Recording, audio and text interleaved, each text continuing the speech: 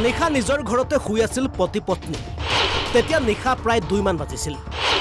সেই সময়তে স্বামীয়ে সংঘটিত কৰিলে ভয়ংকৰ কাণ্ড এজন তাজউদ্দিন আৰু এগৰাকী তাজউদ্দিনৰ সুন্দৰী পত্নী ঘৰ দবকাৰ সাংমাজিক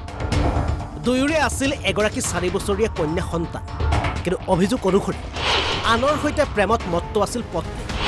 পত্নীৰ প্ৰেমৰ কথা জানিছিল স্বামীয়ে দূৰৈৰ পৰা লক্ষ্য কৰি আছিল পত্নীৰ কাণ্ড অৱয়সত আৰু সহ্য কৰিব নোৱাৰিলে স্বামীয়ে আৰু নিশা শুই থকা অৱস্থাত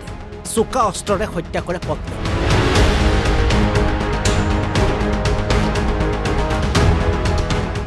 কিন্তু আসন বর্তমানে আমি সব ডিটেইলস কুটুমনার রেকর্ডিং নাই মানে তাই মাতিছে কুটুমনার বিষয় কইছে ওইখানে আমার 8 দিন 15 দিন আগে রেকর্ডিং করা আছে আমার তাই কইছে তার কুটুমনালে কি ধরছিল সব ইতিহাস তরুণ গাইয়া কইছে না মানে আজগুর ইকসান হসপিটাল লইয়া যেতে গেছি হোটেল নিয়া তার খামলা আমি করতে ইও করছে আর ফাসবুক বানানি যেতে ইকসান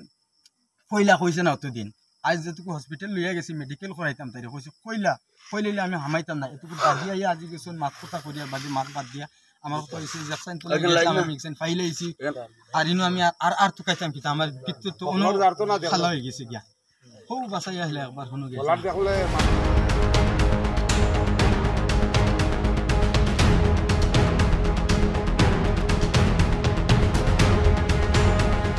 এই হত্যাকাণ্ড সংঘটিত হোৱাৰ পাছতে দবকাৰ সাংমাজিত সৃষ্টি হৈছে তীব্ৰ চাঞ্চল্য আৰক্ষীয়ে গ্ৰেপ্তাৰ কৰে অভিযুক্ত স্বামী তাজউদ্দিনক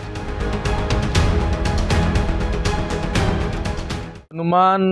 2:30 বজাত যিটো ল'ৰা তেওঁৰ ৱাইফক হেৰি কৰিছে মাৰ্ডাৰ কৰিছে তেওঁৰ দেউতাকে গৈ আমাক খবৰ দিছে যে আমাৰ ঘৰত এনেকুৱা বুঢ়াৰী আৰু ল'ৰাটো কাজিয়া কৰিছে কিন্তু সেই সময়ত তেওঁ নিজে হয়তো দেখা পাইছে বা দেখা নাই নাজানো আমাক কৈছে এনেকুৱা কাজিয়া হৈছে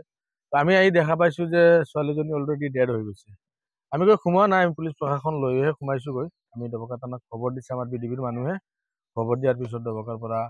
থানাৰ মানুহ আহিছে আহি পেলাই তেওঁলোকক চাইছে ল'ৰাটোৰ স্বীকাৰোক্তি লৈছে ল'ৰাটোৰ ভিডিঅ' লৈছে ল'ৰাটোৱে কৈছে তেওঁ নিজে তেওঁৰ বুঢ়াৰীৰ বোলে ৱাইফৰ কিবা পৰকীয়া আছে সেইটো সন্দেহত তেওঁৰ হেৰি ৱাইফক মাৰ্ডাৰ কৰিছে ডাইৰেক্ট গৈ হত্যা কৰিছে তাৰ নাম আছিলে তাজউদ্দিন তেওঁৰ ঘৈণীয়েকৰ নাম আছিলে ফৰিদা বেগম ক'ত গুৱাহাটী বেলুৱাটি